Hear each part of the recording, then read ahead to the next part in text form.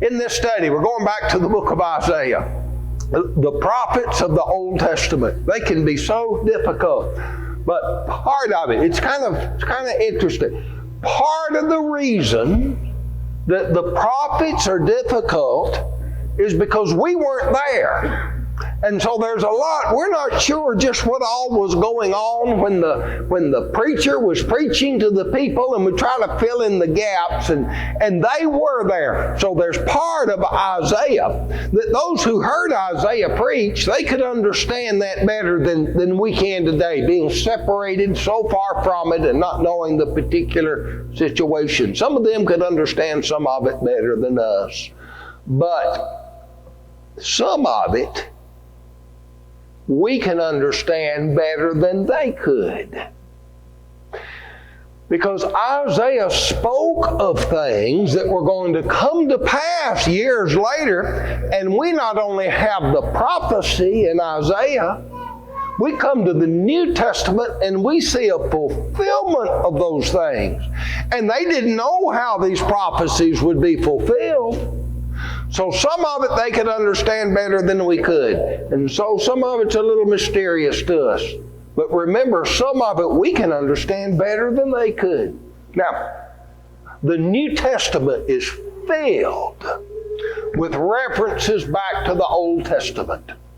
And a lot of these references go back to the book of Isaiah. In fact, I was amazed as I studied this how many times Isaiah 29 is referred to in the New Testament. And we can learn things from this because people haven't changed all that much. God was struggling with this nation of Israel to try to keep them in line, because through this nation, Jesus would come and bless all the nations of the earth. And it seemed like such a rebellious, stubborn people, and God was going to bring punishment on them. But He wanted the faithful to know, though these judgments will come on this nation, I'm still going to fulfill those promises to Abraham. And he would see his children come to worship the Holy One. I'll show you how this works out. Let's go to the New Testament first. Romans 11 and verse 8. Today, if people don't want to hear what God says, God's not going to force it on you. You have to think and you have to want to learn the truth. Seek and you shall find. If you don't want it, God's not going to force it on you. In fact, what He'll do, it says here in Romans 11 and verse 8, so it was in the time when Paul was preaching, there were a lot of Jews, they just didn't want to hear it. And so Paul said, as it is written, God hath given them the spirit of slumber, eyes that they should not see and ears that they should not hear. Not because they couldn't, but because they wouldn't. So, okay, just go to sleep then. Don't listen to it. Don't hear it. And when he says, as it is written, do you have Isaiah 29 open? Look at Isaiah 29:10. That's what he's talking about. That's the way it was in Isaiah's day. Something else. Matthew chapter 15, 8 and 9. The text is up here. Look at Isaiah 29:13. But in Isaiah 15, 8 and 9, there were those in Jesus' day that had their traditions, their way of doing. They had their religion, their way. And one of the things they wanted to do was they have to wash your hands before you eat. And this wasn't because your hands are dirty, but to be ceremonially clean. And the apostles weren't, some of the disciples of Jesus weren't doing this, and they criticized them. And here's how Jesus responded. Ye hypocrites. Well, did Isaiah prophesy of you, saying, this people draweth nigh unto me with their mouth, and honoreth me with their lips, but their heart is far from me. In vain do they worship me, teaching for doctrine the commandments of men. That's what they were doing back in Hezekiah's day. Hezekiah, he was a good king. But a lot of them were simply going through a form of outward religion without having their heart, and even the forms they were going through were not of God. They were the doctrines and commandments of men. Well, don't we see that today? All kind of religion, all kind of outward forms, but where's the heart in this? So when it says Isaiah the prophet, that is the New Testament coming out of the Greek into the English. That's Isaiah. And that is found in Isaiah 29 verse 13. Show you another one. 1 Corinthians 1 and verse 19. Paul is writing to those at the church at Corinth. And there were people at Corinth, they were just too smart for the gospel. They were too wise. They knew better. They knew better than what Paul's sort out preaching the resurrection of the dead, while the Greeks called that foolishness. Paul is writing to those Christians about those who think they know better and they are wiser. And he said, it is written, I'll destroy the wisdom of the wise and bring to nothing the understanding of the prudent. When he said it is written, look at Isaiah 29 and verse 14. That's what he's talking about. That's where it was written. Show you another one. Romans 9, 20 through 21. Paul is explaining in this part of Romans, he's trying to explain to the Jews. See, they thought, well, now wait a minute. We're God's chosen people. We're the special ones. And surely we've got a way to be saved. God's just going to save us and we don't have to worry about it. We're the seed of Abraham. And Paul is explaining to them, yes, you're God's chosen people, but you were chosen to be that people through whom God would bring the gospel into all the world. And all would respond to the gospel the same way. And some of the Jews were thinking, wow, I don't like that plan. I like what I thought better. Well, why'd God make it that way? And Paul used this to help teach them that, to help show them how foolish it was to question God and to think on that with God. He says, shall the thing formed say to him that formed it, why hast thou made me thus? And he referred to the potter. You know, the potter is one that makes little vessels out of clay. It says, hath not the potter power over the clay of the same lump to make one vessel unto honor and another unto dishonor? The potter doesn't sit there and the thing he made say, well, why'd you make me like that? Well, the clay doesn't have any say in that. This is God's doing. Paul is using an analogy that Isaiah had used many years before in Isaiah 29 in verse 16 about the people of his day. Show you another one. Why do we believe that Jesus is the Christ, the Son of God? Because it feels good? We just have a strong feeling about it? Is that the reason? A lot of people think faith is just believing something you can't prove. There's reasons to believe. And Jesus came to this world. He did miracles to demonstrate that He was the Son of God, and He fulfilled Old Testament prophecies. And we can read those old prophecies and read the accounts of those miracles, and that gives us reasons to believe. John the Baptist was in prison. He sent some of his disciples to Jesus, and they asked, art thou he that should come, or do we look for another? Was this John beginning to have doubts while John, this man of the wilderness, cooped up now in this stone prison and where he is going to be beheaded, and he had given his whole life to this? Was he beginning to have doubts? Quite possibly so. That would be a natural thing, wouldn't you begin to wonder if that has happened to you? Yes, you would. But others have said, maybe it wasn't John. Maybe he wants his disciples to hear from Jesus himself. I'm going to send those. You go ask Jesus yourself and find out for yourself. Here's Jesus' answer. He answered and said unto them, Go and show John again those things which you do hear and see. The blind receive their sight. The lame walk. The lepers are cleansed. The deaf hear. The dead are raised up. And the poor have the gospel preached to them. Now, all these things sound miraculous except that last one, doesn't it? The poor have the gospel preached to them. You see, go back Isaiah chapter 29, 18 and 19. It talks about there would be a time when the deaf would hear and the blind would see, and the meek and the poor would rejoice in what God would do. And it's as though Jesus is alluding back to that, saying those wonderful days are now upon us and the kingdom of heaven is at hand. Go tell John and let him know. So let's go to look at those in context now. Let's go to Isaiah 29. It's used so many times in the New Testament. Let's go to Isaiah 29 and see all that in context.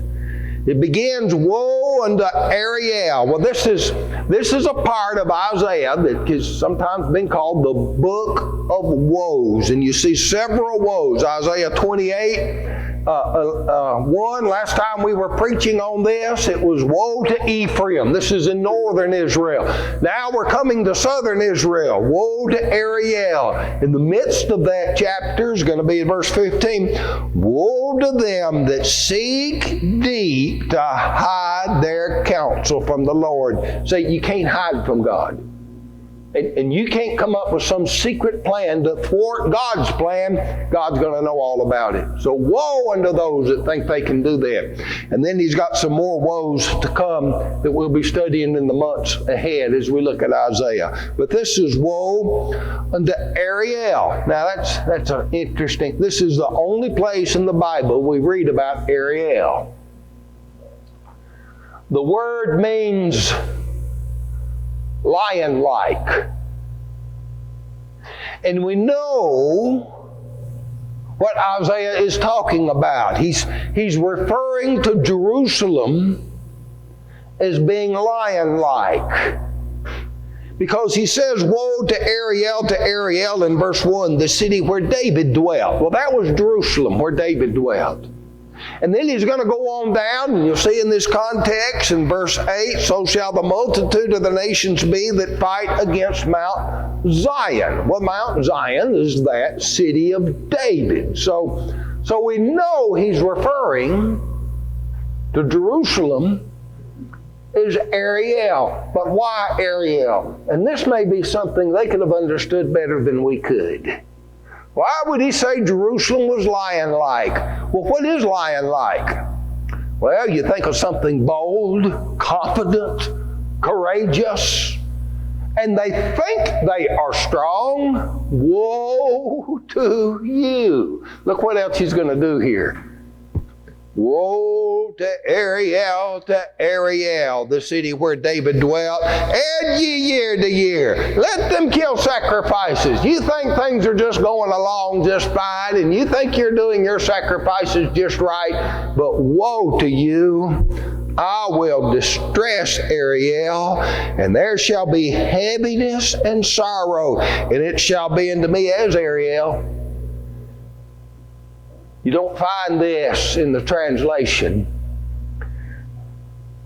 But if you had been a Hebrew hearing this, you would hear Ariel, and you'd hear the word altar.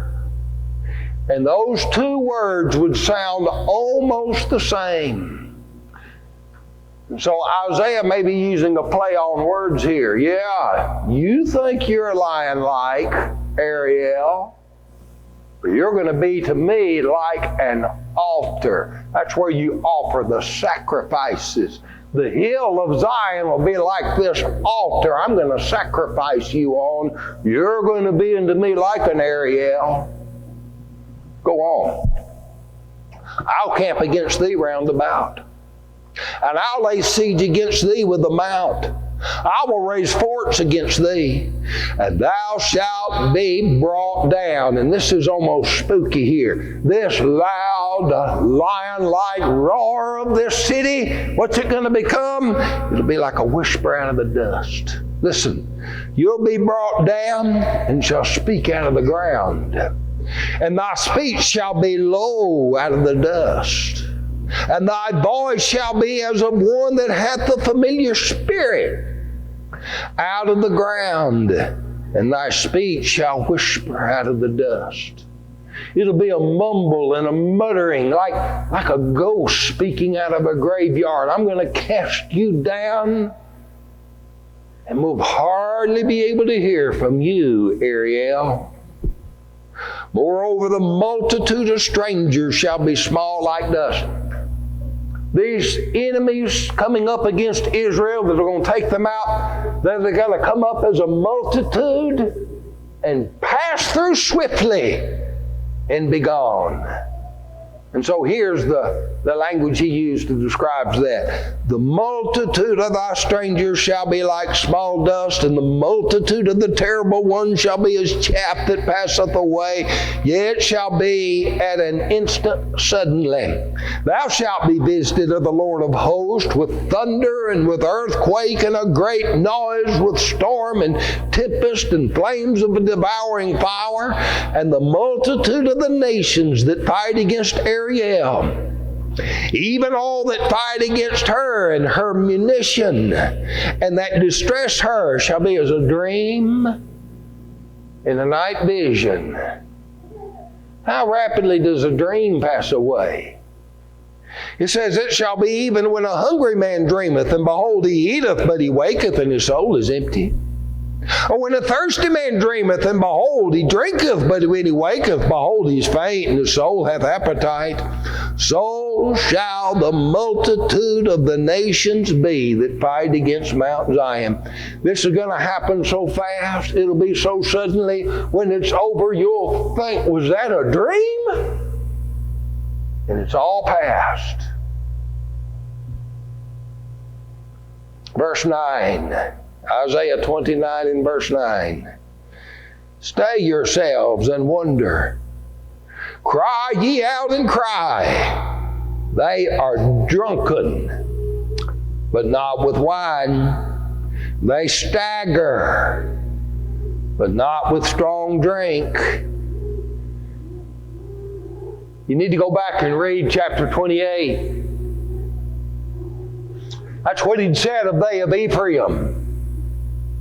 They were drunk, but not intoxicated with alcoholic beverages. That's not what it was. They were drunk on their own pride. And as it was with Ephraim, so would it be with you in Jerusalem that think you're so lion-like. He said, the Lord hath poured out upon you the spirit of a deep sleep, and have closed your eyes. See how Paul had used that, and now Isaiah had used that before. They weren't listening. God was sending them prophets and seers, but they weren't listening. They were falling asleep while the prophets were preaching. The Lord hath poured upon you a spirit of deep sleep, and hath closed your eyes. The prophets and your rulers, the seers, he hath covered. And the vision of all is become of you as the words of a book that is sealed, which men deliver to one that is learned, and say, read this, I pray thee. And he said, I cannot, it is sealed. And the book is delivered to him that is not learned, and said, read this, I pray thee. He says, I'm not learned. You're not going to get it. You know, I've given you these prophecies. I've explained to you the visions. You're not listening. And so to you, it's like it's all sealed up. Give it to, I can't read that. I can't get it open. I can't. Well, give it to someone's not learned. They'll open it and say, well, I can't read it. And so that's how the prophecies were going to be to them. It's because they weren't listening. It's not because it couldn't be understood, because they didn't care enough to try to think it through and try to understand.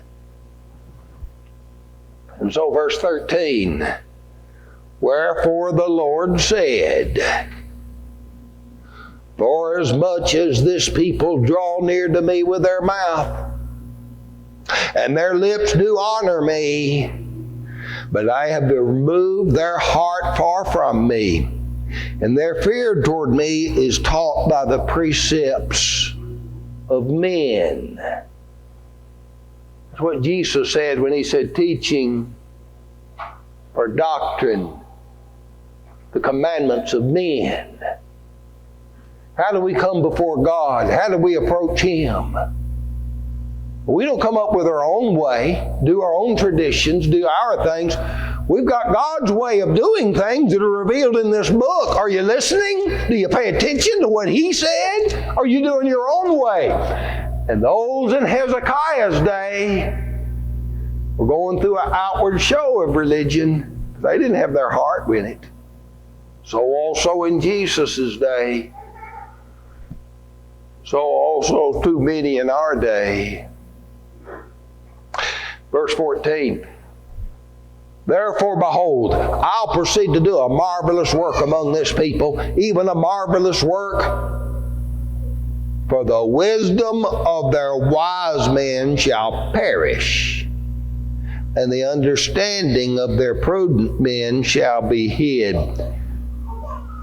From Isaiah's day to the day of Christ to our own day, people think, oh, I'm too smart for this. I'm too intelligent for this. I don't need the Bible. We'll come up with our own way. We'll think this through ourselves. And all this wisdom is brought to naught. Verse 15.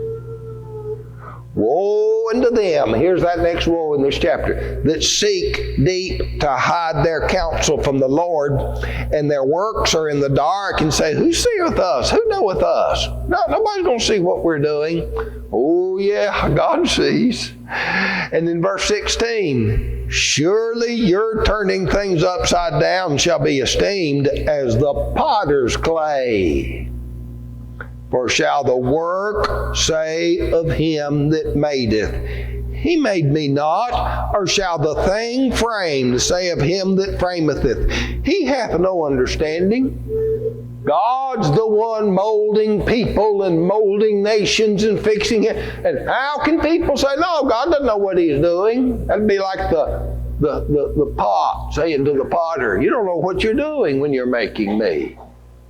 That's what Paul had illustrated, used that same illustration. Verse 17. Yet it is not a very little while, and Lebanon shall be turned into a fruitful field, and the fruitful field shall be established as a forest. In spite of all these woes, there's a better day coming. It's going to be so good you won't be able to tell the difference in a fruitful field and a forest. They're all going to produce the same. He says, in that day shall the deaf hear the words of the book, and the eyes of the blind shall see out of obscurity and out of darkness.